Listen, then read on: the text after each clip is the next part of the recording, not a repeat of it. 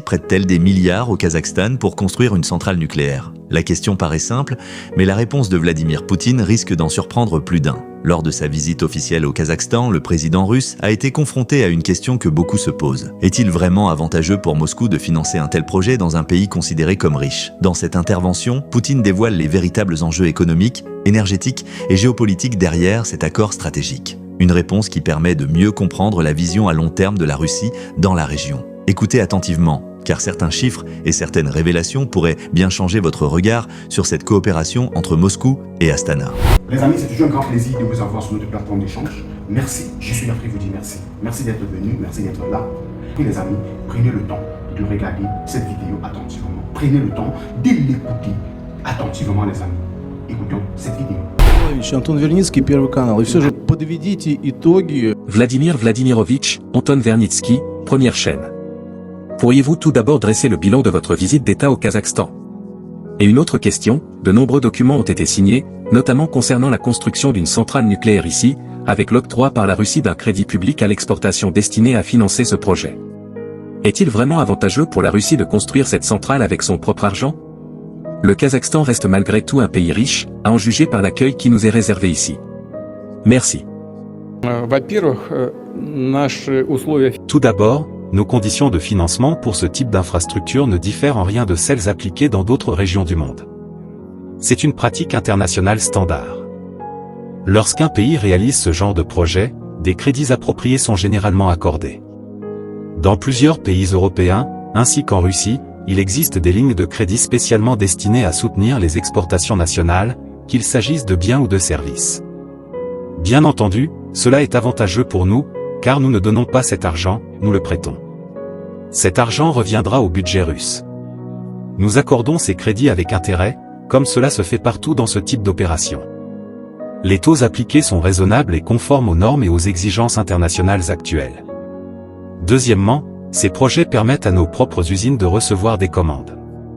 Ensuite, nous participons à la maintenance des installations, à la fourniture d'équipements, de pièces détachées, de combustible nucléaire, etc. Pour la Russie, c'est également avantageux parce que nous entretenons avec le Kazakhstan une coopération de long terme dans le domaine de l'uranium. Le Kazakhstan est l'un des plus grands détenteurs de réserves d'uranium au monde. Pour le Kazakhstan aussi, c'est une opportunité importante. La logistique est simple grâce à notre proximité géographique, nous sommes déjà partenaires dans le domaine nucléaire, et cela lui permet non seulement de rester fournisseur de matières premières, mais aussi d'accéder à des technologies de pointe. C'est un aspect essentiel pour tous nos partenaires, et pour le Kazakhstan en particulier. Nous ne nous contentons pas de construire une installation grâce à des crédits. Nous contribuons à créer toute une industrie. Nous commençons à former des spécialistes, nous intégrons les travailleurs locaux dans les projets communs.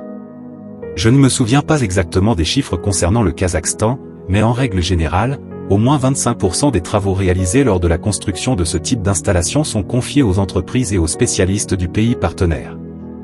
Nous sommes prêts à retraiter le combustible usé, à fournir le combustible nucléaire nécessaire et à poursuivre notre coopération dans ce domaine. Hier encore, le président Kassim-Jomart Tokayev a soulevé la question d'une coopération commune concernant l'approvisionnement futur de cette centrale en combustible. Il s'agit d'un volume considérable, une fois mise en service, cette centrale nucléaire couvrira environ 20% de la consommation électrique du Kazakhstan. C'est donc un projet avantageux sous tous les aspects. Nous avons travaillé longtemps sur ce dossier des deux côtés, recherché des compromis et des solutions mutuellement acceptables, et nous les avons trouvés. Ce fut un travail important et sérieux, bénéfique à la fois pour la Russie et pour le Kazakhstan. Victor Signok, Medsisvestia. Oui, j'avais une question concernant les résultats de cette visite.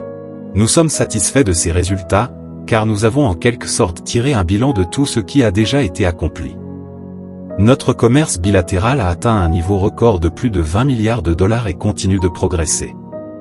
Nous avons identifié les priorités de notre coopération dans tous les domaines essentiels et, surtout, défini cet axe stratégique de collaboration. Parmi eux, la coopération humanitaire joue un rôle majeur, peut-être même central. Le maintien de relations proches, amicales et presque familiales entre nos deux peuples est d'une importance fondamentale. Cela crée un niveau de confiance extrêmement précieux, non seulement aujourd'hui mais aussi pour les générations futures. Comme vous le savez, nous avons lancé un nouveau projet éducatif destiné à identifier et à former de jeunes talents, sur le modèle du centre éducatif Sirius. Nous mettrons également ce projet en œuvre au Kazakhstan. Nous sommes très reconnaissants au président du Kazakhstan pour l'attention qu'il porte au développement de la langue russe et pour son soutien à son statut officiel. Dans toutes les institutions publiques, la langue russe continue d'être utilisée. Personne n'en souffre, au contraire, cela est généralement bien accueilli. Le président du Kazakhstan possède une vaste expérience internationale. Il a notamment été secrétaire général adjoint de l'Organisation des Nations Unies. Il comprend donc parfaitement l'importance de la maîtrise des langues étrangères. Mais dans le cadre des relations entre la Russie et le Kazakhstan, qui ont longtemps fait partie d'un même État, le russe a toujours servi de langue de communication entre les différentes nationalités de l'Union soviétique. Il considère donc qu'il est important de préserver cette langue et il soutient activement cette démarche. Par ailleurs, le russe est également l'une des langues officielles de l'Organisation des Nations Unies. C'est un élément particulièrement important à l'heure où nos échanges économiques continuent de croître.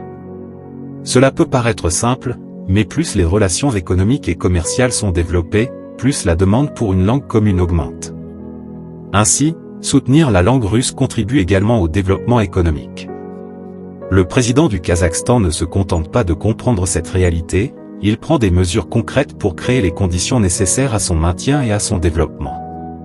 Je considère donc que tous les objectifs que nous nous étions fixés ont été atteints.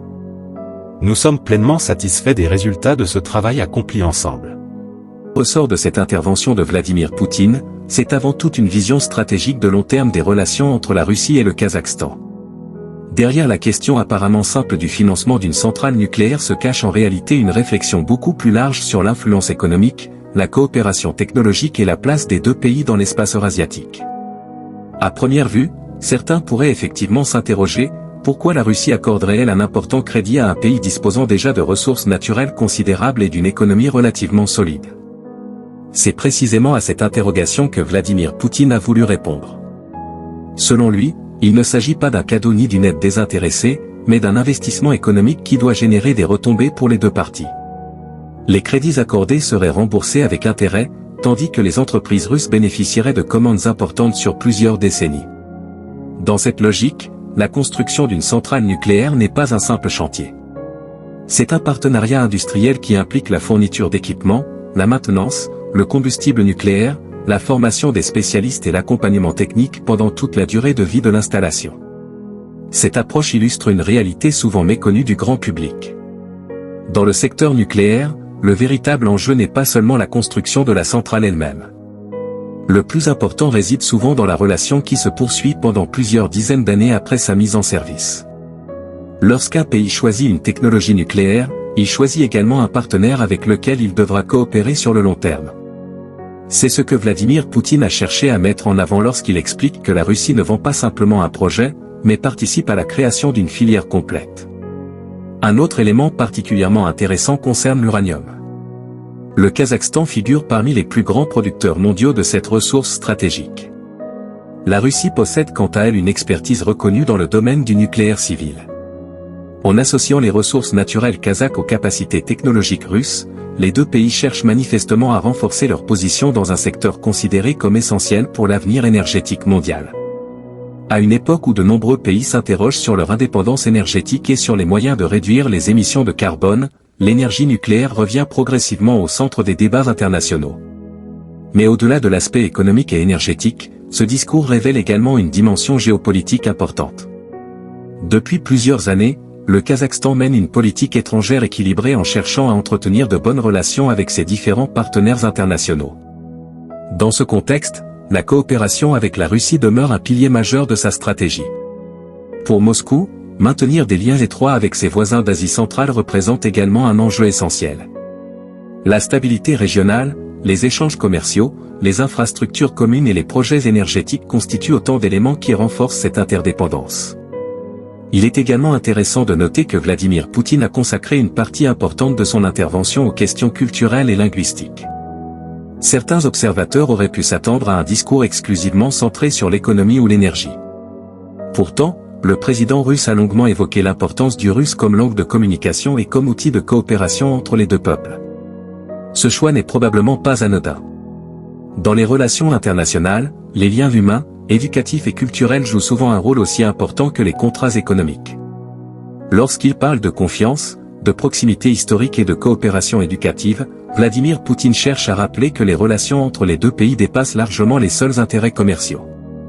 Le lancement de nouveaux projets éducatifs communs s'inscrit d'ailleurs dans cette logique.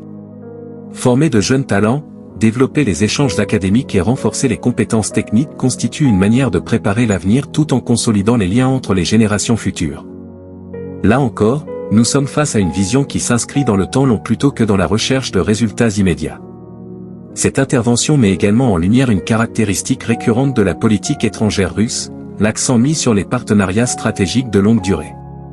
Qu'il s'agisse de coopération énergétique, d'infrastructures, d'éducation ou de commerce, Moscou présente régulièrement ses projets comme des investissements destinés à produire des bénéfices mutuels sur plusieurs décennies. Les partisans de cette approche y voient une forme de coopération gagnant-gagnant. Ces critiques, quant à eux, considèrent parfois qu'elle permet également à la Russie de préserver son influence dans certaines régions clés. Comme souvent en géopolitique, la réalité est probablement plus complexe et combine plusieurs dimensions à la fois économiques, politiques et stratégiques. Ce qui est certain, c'est que les chiffres évoqués au cours de cette rencontre témoignent de l'importance de la relation entre Moscou et Astana. Un commerce bilatéral dépassant les 20 milliards de dollars, des projets industriels majeurs et une coopération étroite dans plusieurs secteurs démontrent que les deux pays continuent de considérer leur partenariat comme une priorité. En conclusion, cette séquence permet de mieux comprendre la logique qui se trouve derrière la coopération nucléaire entre la Russie et le Kazakhstan. Pour Vladimir Poutine, il ne s'agit pas simplement de financer la construction d'une centrale, mais de bâtir un partenariat économique, technologique et humain appelé à durer plusieurs décennies. Derrière les questions de crédit, de combustible nucléaire ou de contrats industriels se dessine une vision plus large des relations entre les deux pays et de leur place dans un monde en pleine transformation. Reste maintenant à savoir si cette coopération produira les résultats attendus et comment elle évoluera dans les années à venir.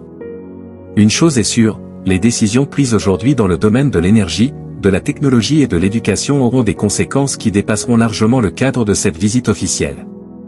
Et vous, que pensez-vous de l'argument avancé par Vladimir Poutine ? Selon vous, la construction de cette centrale nucléaire constitue-t-elle avant tout une opportunité économique pour les deux pays, ou s'agit-il également d'un projet stratégique destiné à renforcer l'influence russe dans la région ? N'hésitez pas à partager votre analyse dans les commentaires. Si cette vidéo vous a intéressé, pensez à laisser un like, à vous abonner à la chaîne et à activer les notifications pour ne manquer aucune de nos prochaines analyses sur l'actualité internationale. Alors les amis, dites-moi ce que vous en pensez en commentaire. Dites-le moi. Et je serai ravi de lire vos commentaires. Partagez. C'est ce que nous partageons sur cette chaîne est important pour vous. Likez, commandez pour nous encourager. Je vous remercie. Je suis Afrique.